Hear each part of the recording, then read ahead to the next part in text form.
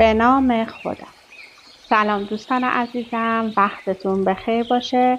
پادکست صدای سکوت امروز رو با کتابی زیبا و عملی و کاربردی شروع می‌کنم. کتاب رگه طلا، سفر به دل خلاقیت. نویسنده جولیا کامرون، نویسنده کتاب پرفروش راه هنرمند. ترجمه سیمین موحد و نشر پیکان در سال 1401 در تهران به چاپ ششم رسونده این کتاب رو. موضوع این کتاب خلاقیت، خودسازی و کودک درونه. کتاب زیبایی هستش که در هر بخش تکالیفی هم برای شما داده که انجام بدین و خودتون رو سنجش کنید. فصل‌های زیادی داره که من از فصل بگو متشکرم شروع میکنم براتون به خواندن.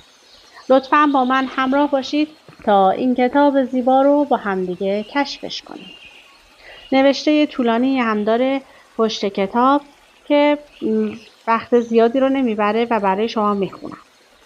جولیا کامرون، نویسنده کتاب پرفروش راه هنرمند، این بار در کتاب رگه طلا، سفر به دل خلاقیت، از تجربه وسیع خود در حوزه هنر و تدریس استفاده می کند تا خوانندگان کتاب را به سوی افقهای زندگی خلاقتر و پرثمرتر هدایت کند. این کتاب خارق‌العاده با استفاده از روش‌های مبتکرانه در رابطه با روندهای خلاق وجود ما و با در اختیار گذاشتن بیش از 100 تکلیف ارزشمند و الهام بخش ما را به سوی رشد و شفای حقیقی پیش می‌برد. کتاب رگه طلا به صورت سفر به دل خلاقیت طراحی شده و خوانندگان را از 7 قلمرو عبور می‌دهد. قلمرو داستان، جایی که زبان باعث زنده شدن تصاویر خلاق می‌شود. قلمرو تصویر، جایی که ما یاد می‌گیریم اطلاعات را به صورت جامع دریافت کنیم و به برداشت‌ها، شهودها و احساسات شخصی خود ارج نهیم. قلمرو صدا، جایی که ما با آهنگ جریان زندگی خلاق همصدا می‌شویم و هر روز در عمل صدای بیشتری خلق می‌کنیم. قلمرو روابط، جایی که ما مهارت‌های خود را بیشتر و یاران معتمد خود را انتخاب می‌کنیم. قلمرو نگرش، جایی که منفی بافی‌ها را دور می‌ریزیم و یاد می‌گیریم خلاقیت‌های خود را سبکبارتر دنبال کنیم. قلمرو معنویت، جایی که ما تماس آگاه با قلمروهای متعالی‌تر را می‌آموزیم تا با منابع درونی خود بیشتر در تماس باشیم. قلمرو امکانات، جایی که ما به بینش خلاق خود از زندگی دست می‌یابیم. چه درگیر یک طرح خلاق باشید، چه تازه شروع به پرورش خلاقیت خود کرده باشید، این کتاب خارق‌العاده ابزاری نو و عملی برای حفظ کردن و استفاده از رگه طلای درونتان در اختیار شما قرار می‌دهد. خب با من همراه باشید که فصل بگو متشکرم را با هم شروع کنیم. زندگی یعنی بازی. ما باید بازی کنیم تا بتوانیم جادوی همه اطرافمان را کشف کنیم. نوشته فلورا کولاو. ما فکر می‌کنیم باید کاری کنیم تا رویدادها اتفاق بیفتد. به علاوه دوست داریم باور کنیم که نمی‌توانیم. این یعنی می‌توانیم نگران ناتوانیمان باشیم و غرق تلخی و انزجار بمانیم. اما واقعیت این است که قرار است ما همراه خالق خلق کنیم. به عبارت دیگر ما هم باعث وقوع چیزها می‌شویم و هم می‌گذاریم چیزها اتفاق بیفتند. ما مجسم می‌کنیم و بعد رویای تجسم شده‌مان را در عالم هستی رها می‌کنیم تا به درستی تجلیش ببخشد. ما نه تنها عاجز و ناتوان نیستیم، بلکه تمام قدرت هستی را در اختیار داریم. فقط باید با آن همکاری کنیم تا رویاهامان به وقوع بپیوندد. به بیان دیگر باید دست یاریگر هستی را بپذیریم. جک بولان کشیش فقید کلیسای یونیتی این روند همکاری را استادی ذهن می‌نامید. او معتقد به همکاری شرکای دعا بود، به طوری که بتوانند رویاهای یکدیگر را ببینند و به صدای بلند از آن بگویند و پس از آن رویاها را رها کنند و به دست ذهن استاد بسپارند تا تجلیشان ببخشد. وقتی در شیکاگو زندگی می‌کردم، هر هفته این کار را با دوست عزیزم لورا تمرین می‌کردم. ما در کافی شاپ ملاقات می‌کردیم، کاپوچینو سفارش می‌دادیم، بعد با هم فهرست چیزهایی را که می‌خواستیم با کمک لازم داشتیم تهیه می‌کردیم. اهداف ما از چیزهای بزرگ، جای جدیدی برای زندگی کردن، کسب یاری برای نوشتن رمانی پلیسی، تا چیزهای خیلی کوچک مثل وقتی با همسرم حرف میزنم از کلمات درست استفاده کنم را در بر میگرفت. یکیمان فهرست درخواست ها را می نوشت و دیگری طوری حرف میزد که انگار تحقق یافتند.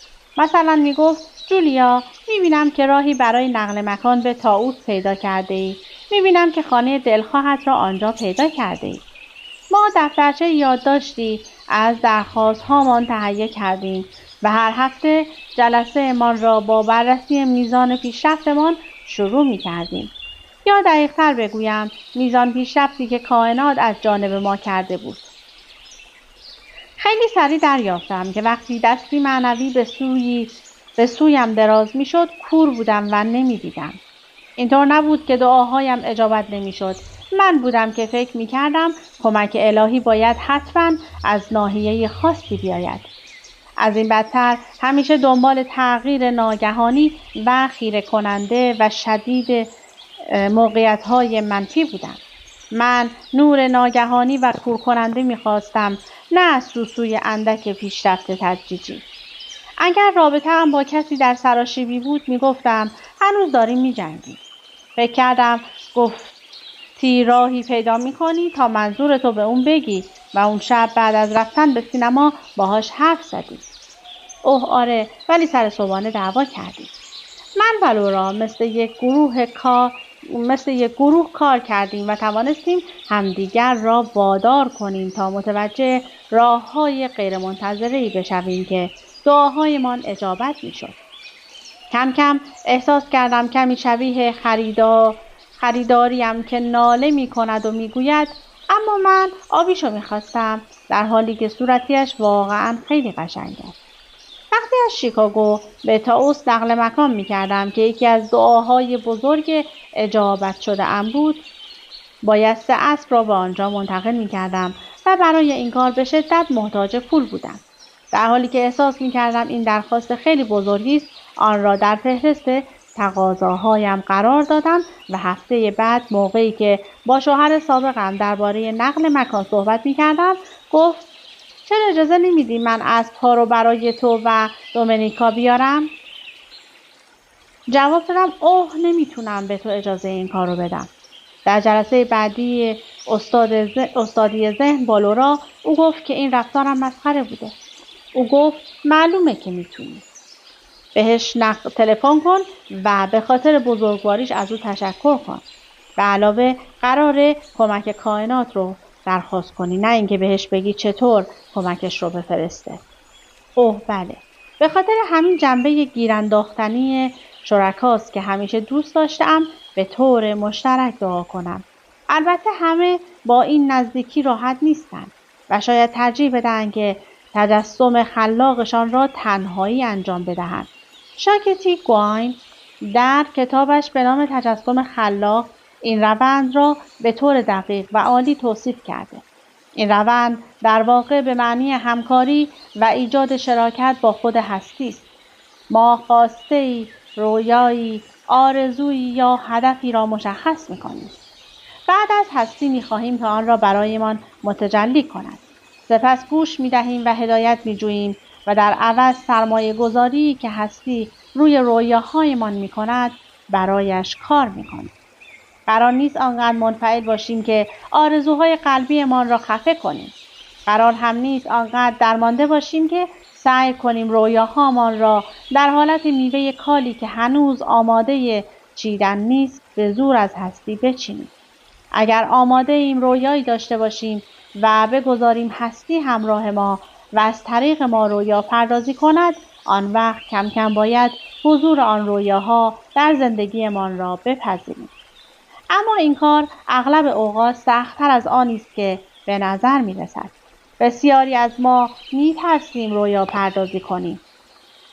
ما چنان از عدم تحقق رویاهایمان مطابق میل خودمان رنجیده‌ایم که می‌ترسیم بار دیگر اجازه جامع عمل پوشیدن را به آنها بدهیم. شاید کتاب زیبا ولی قدرتمندی چون هنر آرزو اثر باربارا شر یا آرزوی قلبی شما اثر سونیا شوکه لازم باشد تا بتوانید رویاهای دفن شده در اعماق دلتان را بیرون بکشید و تحقق ببخشید. مایکل ولر نمایشنامه دلخراشی به نام اشباح روی آتش نوشته است که محورش روی کارگردان سینمایی میچرخد که خلاقیتش مسدود شده و درد عاطفی عظیمی را تحمل می‌کند. من همیشه اشباح روی آتش را رویاهای مدفون کارگردان دانستم. من بنا به تجربه تدریس خودم می‌دانم که همه ما رویاهایی داریم که مثل خاکستر گرم می‌تواند ما را بسوزاند. گاهی انگار این رویاها مثل کوفتگی‌های زیرپوستی درست زیر سطح زندگیمان قرار دارند و وقتی دستمان به آنها می‌خورد درد مثل آتش تمام وجودمان را فرا می‌گیرد. منظور از آرزوی سوزان همین است. وای، چرا باید آرزوهامان را بیدار کنیم؟ چرا باید دوباره خطر کنیم، دوباره عشق بورزیم، دوباره زندگی کنیم؟ زیرا راه دیگری نیست مگر اینکه مثل مرده‌ها به زندگی ادامه بدهیم. من بنابر تجربه‌ام می‌دانم وقتی که از قلبمان می‌خواهیم دوباره رشد کند این کار را می‌کند. ما به اندازه کافی بزرگ هستیم تا خسران‌هامان را بپذیریم. ما به اندازه کافی شجاع هستیم تا بار دیگر رویایی در سر بپرورانیم. بار دیگر خطر کنیم و بار دیگر عشق ورزیم. فقط باید مطمئن شویم که واقعا می‌توانیم این کار را بکنیم و این اطمینان به هزاران شکل کوچک و بزرگ به سراغمان می‌آید. فقط اگر درخواستش کنیم. حتما باید درخواست کنیم. من غزلی سرودم که میگوید شاه کلیدت آمادگی است و این یار همه است. به هستی اعتماد کن و موهبت‌هایش را ببین.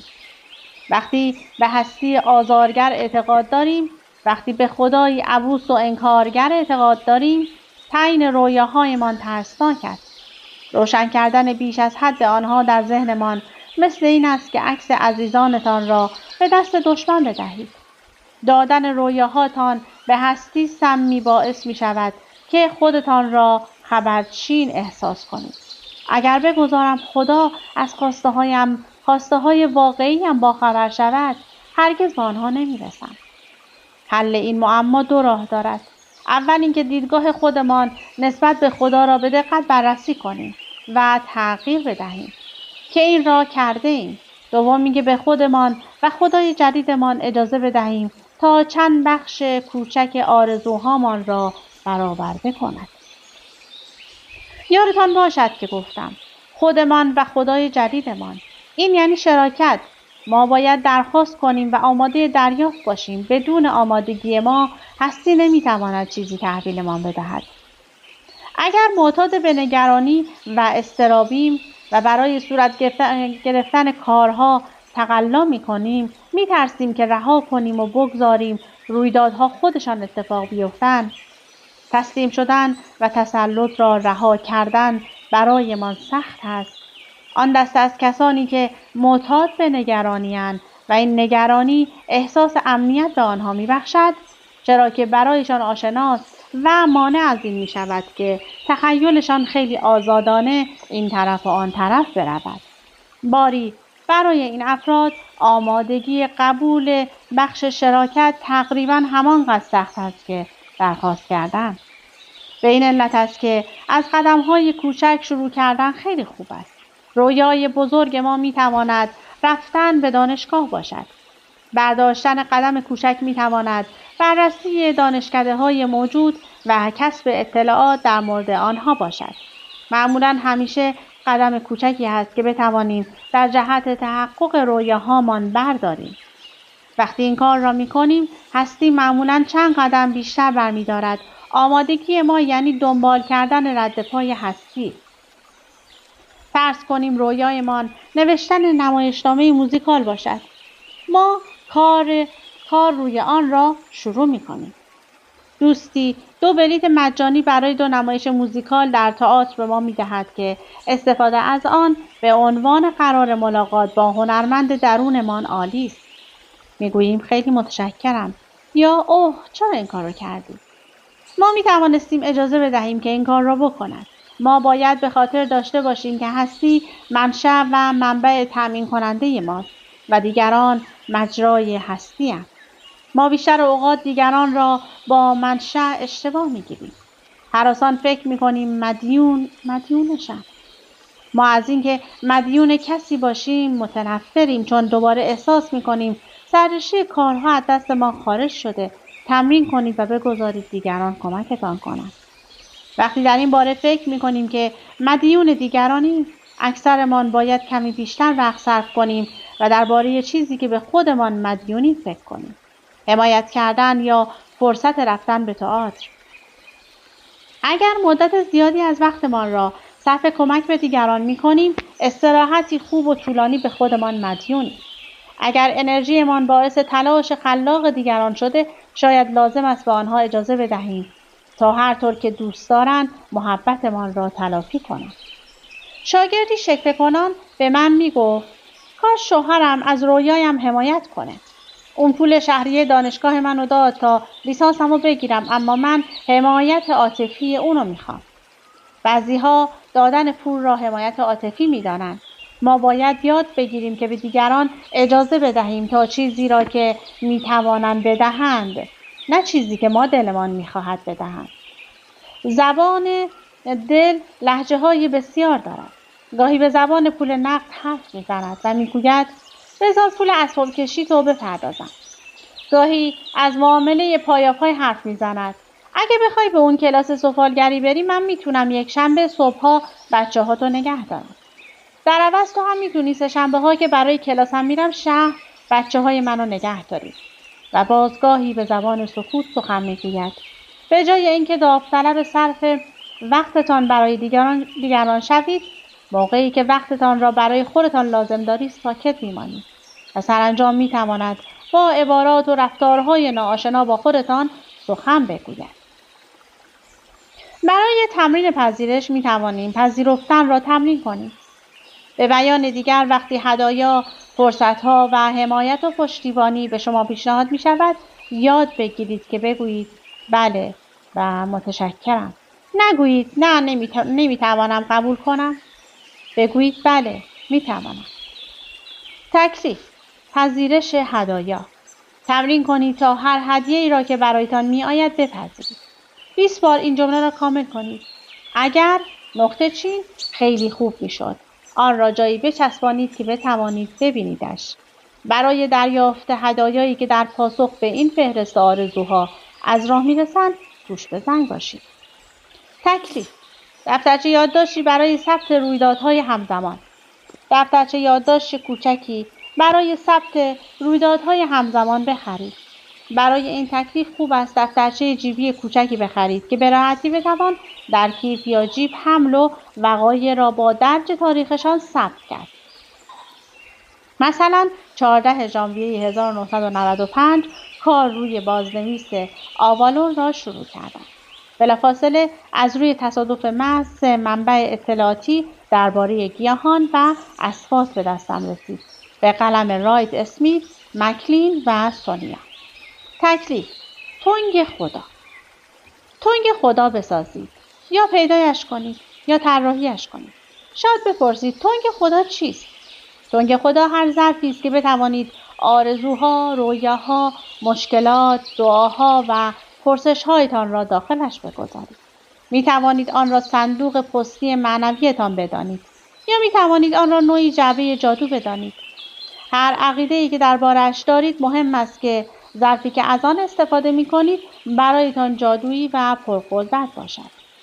تنگ خدای من گلدان چینی خیلی بزرگ و خیلی قدیمی آبی و سفیدی است که 2 اژدها دورش در میان ابر و باد حلقه زدند. اژدها نماد خلاقیت چینی هاست. ممکن است به جای تنگ خدا یک جعبه خدا دلتان بخواهد. می توانید با استفاده از جعبه کفش یا هر جعبه‌ای که اندازه‌اش خوب باشد و رنگامیزی یا چسباندن تصاویری که برایتان به معنای قدرت، جادو و اهمیت هستند جعبه خدا درست کنید. وقتی درباره اتاق خلاقیت خودم به سونیا گفتم فریاد زد: تو یه اتاق خدا ساخته ای؟ یه اتاق جادو؟ مهم این است که ظرفی داشته باشید که بتوانید رویاهایتان را در آن قرار بدهید و حفاظت کنید تا دست یاریگر هستی باعث تحققشان بشود. به این ترتیب در دوره‌هایی که احساس می‌کنید بیش از حد برای برآورده شدن آرزویی منتظر مانده‌اید می‌توانید به خودتان بگویید آرزویم در تنگ خداست و جادو مشغول کار است. به آنچه مریون واینستاین در جادوی مثبت نوشته گوش کنید. دشوارترین بخش کار با جادو و حفظ ایمان خود به آن برخورد با زمان ظاهراً دیرکردی است که گاهی با آن مواجه می‌شویم و به نظر می‌آید که دارد هیچ اتفاقی نمی‌افتد. اما دقیقاً در این زمان است که همه چیز واقعاً در حال رخ دادن است، منتها در دنیای نامرئی. تکلیف: کمک دیگران را بپذیرید. تمرین کنید تا هر کمکی را به سویتان میآید بپذیرید. این عبارت را کامل کنید: واقعاً میتوانم از کمک نقطه چین استفاده کنم. برای دریافت کمک گوش به زنگ باشید. تکلیف: مواظب زبانتان باشید. 1 هفته مواظب زبانتان باشید. چند بار بخور کائنات را رد میکنید. آیا شکایت میکنید؟ اینکه خیلی کهنه است. کسی میخواهد در را برایتان باز کند؟ نه متشکرم، خودم میتونم. پیشنهاد پاداشی که انتظارش را نداشته اید؟ اوه واقعا نه، ممنون. شروع کنید به گفتن متشکرم و چیزهایی را که به شما تقدیم می شود بپذیرید. تکلیف: هر روز با شکرگزاری راه بروید. یادتان می آید اول این کتاب گفتیم که هفته 1 بار راه رفتن با قدردانی و شکرگزاری چه قدرتی دارد؟ این هفته هر روز با شکرگزاری راه بروید. هر روز. آگاهانه و با صدای بلند برکات زندگیتان را بشمارید. یا همان کاری را بکنید که من کردم. یعنی سرود ستایش کوچکی بسرایید. سرود من اینطور است: خدایا گراتسی، خدایا متشکرم، متشکرم. گراتسی به زبان ایتالیایی یعنی متشکرم. اما اردوی استراحت. از آنجا که قلمرو معنویت قلمرویی درونی است، مادامی که پیش می روید با شما می ماند. این قلمرو نیز مثل سرزمین خیال به راحتی از راه نیت و ساده ترین تمرین ها قابل دسترسی است. نوشتن صفحات صبحگاهی، قرار ملاقات با هنرمند درون و پیاده روی روزانه، همگی کلیدهای مادی لازم در این قلمرو نیز هستند. بیایید لحظه‌ای به کلیدهای روانشناسانه‌ای که کسب کرده ایم نیز نظر بیفکنیم. ما مفهوم شخصیمان از خدا را روشن کردیم و به شکل عینی درآوردیم. خدای خلاقیت و توتم خلاقیت ساختیم. ما با کنار گذاشتن اوقات خاص و تعیین کردن زمانی برای سکوت در زندگیمان فضایی را برای کسب هدایت ایجاد کردیم. بار دیگر به قصه زندگیمان برگشتیم تا تجارب معنویمان را بیابیم و درباره‌شان بنویسیم. مجموعه کارتی برای توسل به منابع معنوی خصوصیمان ابداع کردیم. روی گشودگی ذهنی بیشتر تمرکز کردیم و تکالیفی را انجام دادیم که ما را به طور طبیعی به قلمرو روح کشاند. سرانجام هنر شکرگزاری را تمرین کردیم و خود را به روی دریافت و تشخیص جریان بیشتر پشتیبانی هستی گشودیم. در یک کلام، در مدت زمانی که در قلمرو معنویت به سر می بردیم، توانایی روح و روانمان برای دریافت الهام را افزایش دادیم و قدرت خودمان را برای عملی کردن الهاماتمان بیشتر کردیم. بنابر سنت جام فنجان را پالوده کردیم. اکنون آماده ایم که وارد قلمرو امکان شویم. اما در پایان این فصل چند جمله خیلی زیبا اومده که جمله ها رو برای شما میخونم. شادی و سرور یکی از نشانه های عبور از جاده روح است. سونیا شوکه. بیا عزیز دلم، آواز بخوان. بگذار صدای آوازت را بشنوم. آوازی برای شادی و خنده، چرا که من خالق یکتا به راستی بنده همه مخلوقاتم هستم. مشتیر ماکت بورکی. کمی اسامی سخت هستش ولی ترجیح میدم که جمله ها رو برای شما بخونم. یکی از اولین کارهایی که باید انجام بدهیم این است که پذیرش را یاد بگیریم و انتظار داشته باشیم که این قدرت در تمام کارهایی که انجام میدهیم جریان یابد. ارنست هومز. شهود حقیقتی ظریف و نامحسوس است و اگر به آن گوش فرادهی به تو احساس امنیت می‌بخشد. سونیا شوکه. امروز در آرامش و سرور زندگی می‌کنم و انتظار بهترین ها را دارم. ارنست هومز. همان خدایی که همه چیز را به حرکت درآورد. باب 12 آیه 6 قرنتیان 1. فکر می‌کنم که مال انجیل باشه. به خاطر داشته باش که تو این کائناتی و این کائنات همانا توست. به خاطر داشته باش که همه چیز در جنبش و حرکت است. همه چیز در حال رشد است و همه چیز همانا توست. جوری هارچو. خالق بی همتا مؤلف همه هنرهای حقیقی است. جان د اسکات. ماده در رابطه با روح شفاف و شکل‌پذیر است. پیر تیار دوشاردن. نشانه شهود حقیقی شفقت، زایندگی و عمل اخلاقی است که از آن برمیخیزد. رابرت مور. اما فصل بعدی که میخوام برای شما بخونم فصل دیگه که خیلی زیباست، قوانین قبیله‌ای. در اینجا میخواهم تشکر کنم که شهامت به خرج دادید و با این ابزارها کار کردید. از اینکه بسیاری از ما با ابزارهای راه هنرمند نیز کار کردن متشکرم. به اعتقاد من ما به طور مشترک بیمارستان یا درمانگاهی ساخته ایم که آنجا می توانیم سلامتی روح خلاق را به او بازگردانیم. فکر می کنم روح خلاق درون هر یک از ما داروی لازم برای شفای خودمان و سیاره امان است. معتقدم که ما به طور شهودی این را می دانیم و به این علت است که جمع می شویم تا به طور قبیله‌ای کار کنیم.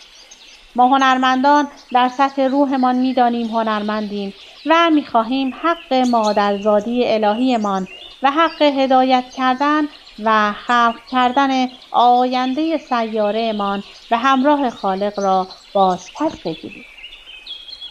قوانین قبیله هنرمندان. قانون شماره 1 بقا پذیرش است. به نظر می رسد که می خواهم هنرمند باشم. این واقعیت را بپذیر که هنرمند هستی و دیگر به خودش شک نکن. فقط کار را انجام بده. قانون شماره 2 بقا. قضاوت نکن. روی روند تمرکز کن، نه روی محصول. قانون شماره 3 بقا. از روند خودت دفاع کن. دیر یا زود با کسی برخورد می‌کنی که نمی‌خواهد این کار را انجام دهی یا خودت می‌خواهی آن را فقط به طور معینی انجام دهی. منشأ را در نظر بگیر. آیا آنها هنر تو را می‌سازند؟ کاری را که خود تو باید بکنی انجام بده. قانون شماره 4 بقا. هرگز به هیچ کس اجازه نده به تو بگوید چه چیزی باید خلق کنی. برای خودت خلق کن. هر روز چیزی خلق کن. قانون شماره 5 بقا. سلامت خلاقت را حفظ کن. هنرمندان ورزشکارانند و خلاقیت مثل دوی استقامت است. برای هر 1 کیلومتر دوی سریع باید 10 کیلومتر آرام بدوی. پیگیری و استمرار روند باعث تقویت بنیه می شود. یعنی چیزی که سوارکاران به آن استخوان و ما به آن رگ می گوییم. این ما را به قوانین ذیل می رساند. قانون شماره 6 بقا. برای شکست‌هایت مویه کن. در هر زندگی خلاقی خسارت‌ها و شکست‌هایی هست و برخی از آنها بسیار غم‌انگیزند. فقط یک چیز باعث از بین رفتنشان می شود. خلاقیت بیشتر. قانون شماره 7 بقا. برای انتقام گرفتن خلق کن. کینه‌جوی معنوی باش. حرامزاده ها را به سیخ بکش. درست جلوی چشمشان خلق کن. قانون شماره 8 بقا. یادت باشد آن بخش وجود ما که خلق می کند کودک درون است. بگذار کودک همبازی و اسباب بازی داشته باشد. قانون شماره 9 بقا. آینه های معتقدت را بیاب و محکم به آنها بچسب. لیاقت این را داری که تماشاچی تشویقگر داشته باشی. قانون شماره 10 بقا. تفاوت‌ها را نادیده بگیر. منشأ همه ما به طور مساوی کائنات و هستی پر از فراوانی است. رویاهای ما از جانب خدای درون می‌آیند و آن خدا قدرت برآورده کردنشان را دارد.